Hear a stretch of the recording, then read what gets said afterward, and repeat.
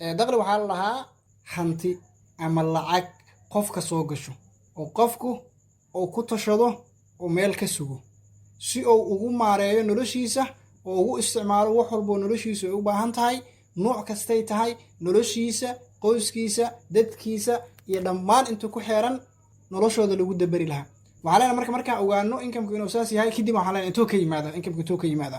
waxaa leenahay marka ilaa waxaan soo qaadan doonaa ilaa 7 meel aan soo qaadan doonaa ama 7 qodob aan soo qaadan doonaa ama 7 ilood oo muhiim ah oo inkamku uu nooga soo xaroodo ama dakhligu naga soo galo kow waxaan ka bilaabaynaa isha koowaad ee uguna badanay dadka inta ugu badanay hantidu soo gasho ay ka soo gasho ishaasoo ah mushaarka ama salariga waxaan leenahay marka salariga aan kala qaadaynaa marka salariga waxaan leenahay waa mid wuxuu kaa soo geli karaa qofka inuu yahay qof u shaqeeyo dawlad u shaqeeyo oo shaqaale dawladeeda ama inuu yahay qof u shaqeeyo ganacsi gaar ah ama ganacsi gaar ah u shaqeeyo waxaa leenahay marka isha ugu muhiimsan xitaa waa isha ugu muhiimsan uguna badan dadka inta ugu badanna hantidu ay ka soo gasho waxaa waaye salariga ama mushaarka qofka u soo galo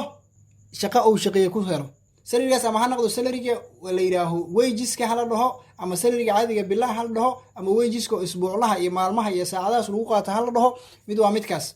isha labaad waxay tahay oo u muhiimsan waxa la yidhaaho businesska oo qofka uu ka soo geli karo dakhligu ka soo geli karo businesska marka waa businesska wuxuu noqon karaa 3 mid oo noqon karaa kow qofka inuu yahay mid oo asaga iska leeyahay oo business qofku shakhsiyan u leeyahay inuu yahay wuu noqon karaa laba wuxuu noqon karaa business ka dhaxeeya 2 qof 3 qof oo ay ku heshiiyeen oo ganacsi ay sameysteen wuxuu kaloo noqon karaa business weyn oo shirkad weyn ah oo ninkaas share uu ku leeyahay shirkaas oo noqon karaa waxaa marka saas markaan joogno isla business markaan joogno qofka uu ka soo galaayo wuxuu noqon karaa inuu businesska qofkaan shaqeeyo shaqadiisina sidaas oo lacagta ku qaato ama in loo shaqeeyo inta way noqon kartaa waxa kale noqon kartaa qofkaan commission ama lacag qofkaan oo meel ku darsaday markuu ku darsado lagu shaqeeyo dad ku shaqeeyeen si markaa dhow xisaab xirkii wax la sameeyo intii uga soo aado oo qaadan doono waxa kala dhici karto waxa la yiraahdo bonuska oo inta badan la socoto waxa la yiraahdo wajiska iyo salariga la socoto oo ku timaado abaalmarinada iyo shaqooyinka dheeriga oo la qabto iyo waxaalaas ku timaado oo abaalmarinada la isu siiyeen ma noqon kartaa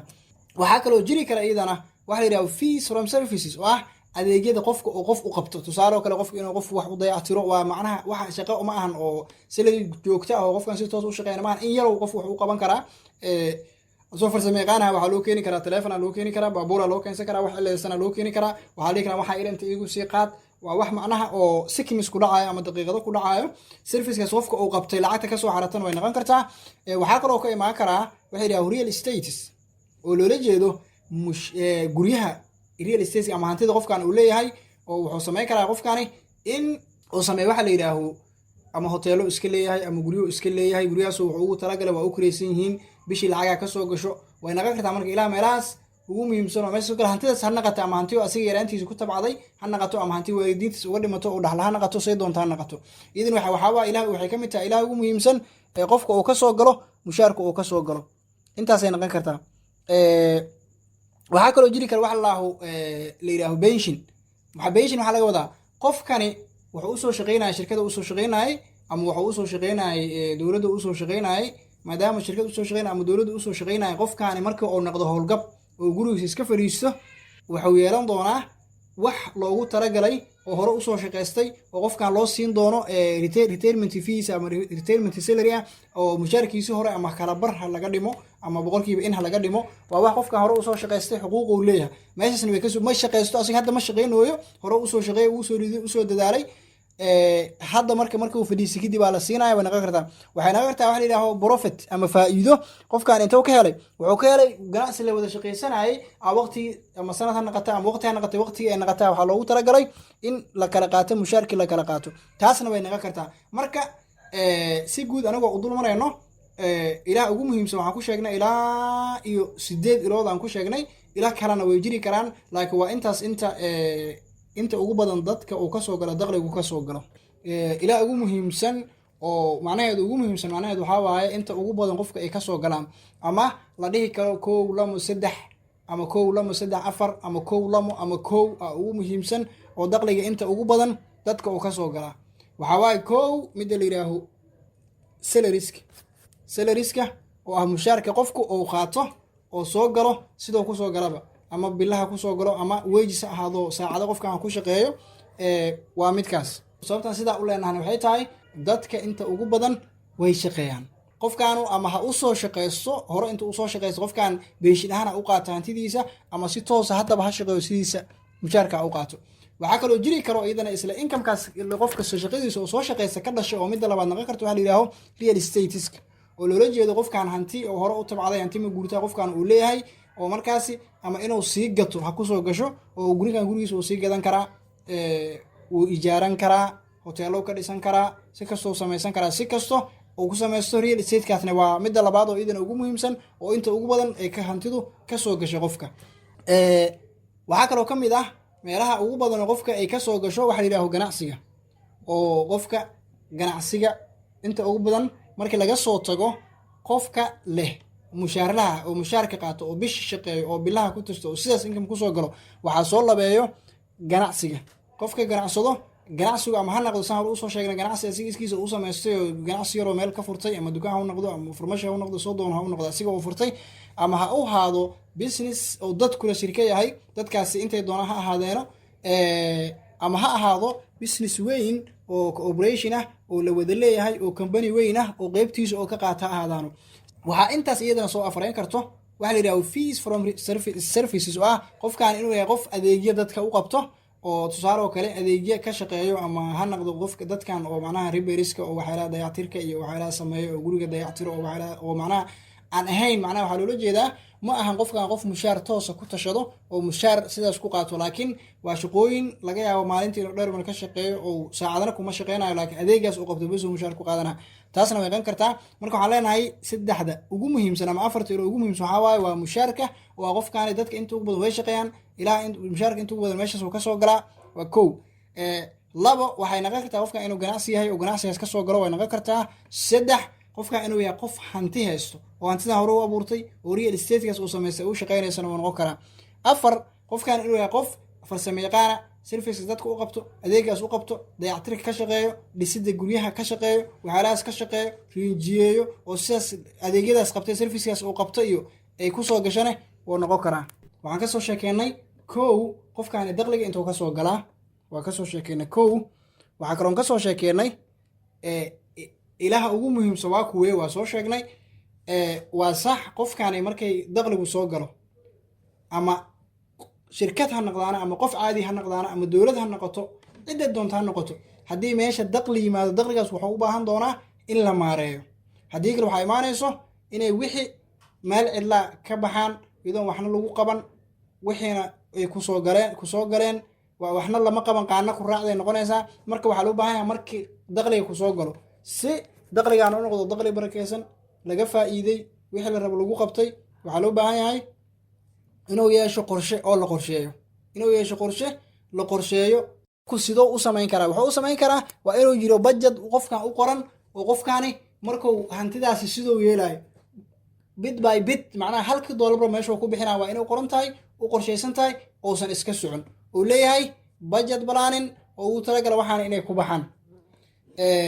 markii ay timaado marka budget planning kaasi markuu yimaado waxa fududaanaysa marka qofkani haddii maanta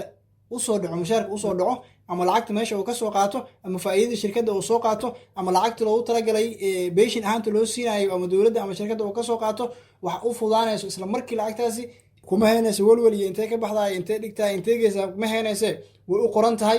meeshuu ka bixinaayo meeshuu geenaayo intuu meel dhigaayo intuu wax ku xalinaayo intuu wax ku daweynayo intuu si ku yeelaayo intuu ganacsi ku sameynayo intuu meel kulli way u qorsheysan tahay marka qorshahaasi waa in la qoro budget ahaan loo diyaariyo wixii lagu qaban lahaa sidii loo isticmaali lahaa waa inay qoran tahay iyo wax qoran oo qofkani ku talagalay hore uga shaqeeyay oo ka fikiray oo dhibaataba ku haynin marka saasaa loo qorsheeyaa waa inuu budget ku jiro waxyaalaha lagu qorsheeyo ugu muhiimsan waxaa waa inuu budget wax ku qorsheyso oo jiro wax kale iska daaya xataa hanti iska daaya oo dakhli kale ku soo galo iska daaya haddaan adiga noloshaada saa u soconaysid meeshaa maraysid waxaa maanta qabanaysid haddaysan kuu kala qorsheyseen oo dhan subaxda markaan soo kaco intaa wax ka bilaaba shaqadan tega waa kasoo laabana cabaara nasana waa baxa casrigan aada waa soo noqonaa waxbaan akhrisanaa waa naqanaa maqribaan soo dukanaa ilmihii waqtiga aan siinaa wax u samaynaa waqtigan waxaan la qaadanaa qofkii kale markaas aan wada joognay waqtigan saana yara haddaysan kuu jirin oo idan noloshaada aysan lahayn qorsho ay ku socoto waxaa noqonaysaa qof hamag leh oo marba meel isaga dhaco marka muhiimadda in wax la kala qorsheeyo ay leedahay oo qorsho isla waqtiga ka bilaabanayo marka waqtigaagu qorshaysan yahay aad dakhligaagana qorshaysan kartaa marka qorshaynta dakhligu faa'iidada leedahay waxaa waaye faa'iidada leedahay waxay tahay inaad taqaanid waxa aad qabsan doontid oo bishaan lacagta kusoo gashay waxa aad ku qaban doontid meeshay geli doonto faa'iidada kuugu jirto waxa kaa soo geli doono meeshay kaaga baxayso inaad taqaanid waa fahansan tahay waxaana meeshay kuu mari doonaan waa faa'iidada ma muhiimadda koowaad ee leedahay muhiimadda labaad waxay tahay